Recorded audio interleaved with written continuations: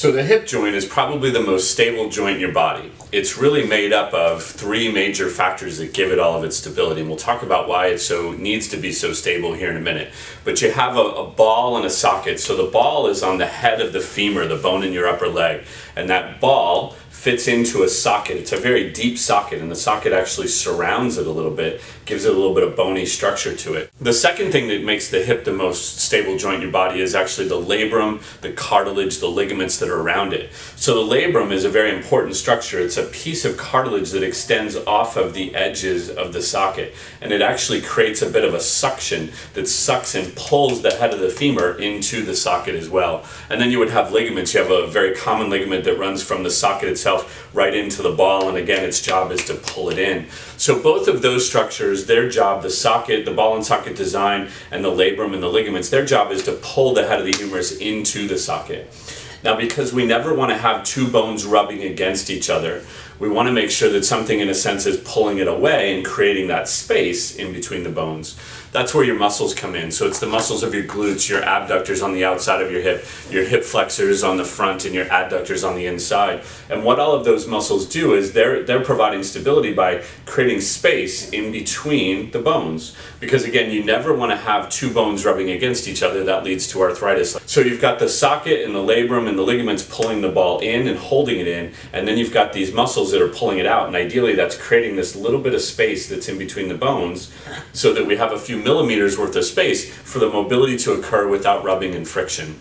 Well, why is this stability so important? Every time you move that leg, whether it's to get in and out of the car, go up and down stairs, stand and put weight on it, walk, bend over, whatever it might be, you need that ball to stay in the socket. You can't have that ball coming out of the socket. The example of getting into the car, if I'm picking my leg up to put it into the car, I need the ball to stay in the socket as I lift the leg to put it into the car. I need that space to stay open. I need the muscles to be able to work to lift the leg and keep the joint open so that it can move. I need the ligaments and the labrum and the ball and socket to stay together to keep it held in place so that I can precisely pick my leg up, put it in the car, get in the car, close the door, do the things I need to do.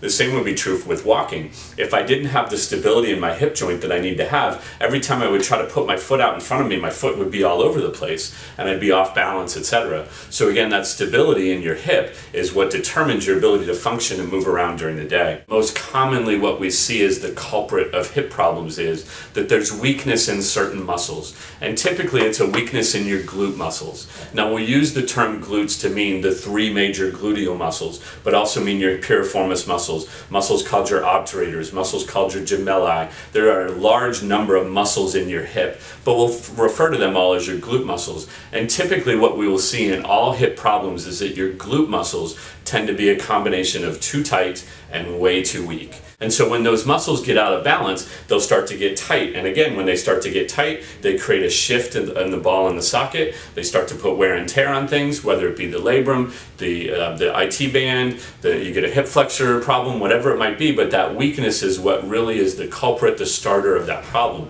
And so getting that weakness and that tightness taken care of, that's really what we need to concentrate on. How can PT help? Well, there's really two factors. One is, if you're not having any hip problems currently, now's the best time of all to get your hip checked out, because every time you move in and out of a chair, up and down stairs, walk, etc., every time you're standing, you're relying on your hip joints to work perfectly. If you're not having problems, well, obviously they're working well, but you, just like your car, you get it tuned up, you get the oil changed, etc., you want to make sure that certain things aren't beginning to happen in and around your hips, mostly that glute weakness, that hip weakness that allows certain problems to get started. Now, on the other side, if you're having hip problems or you've had hip problems in the past, now's the time for an expert physical therapist at Loudoun Sports Therapy Center to do a full evaluation of your hip, find out what's going on with the mobility, where are things flexible, how is your joint moving, does it stay open when it's supposed to stay open, is the integrity of the joint being protected, what's going on with the labrum, what's going on with the muscles, and what needs to be done for your hip versus what the internet tells you is good for everybody's hip, and what needs to be done with your hip to get that problem taken care of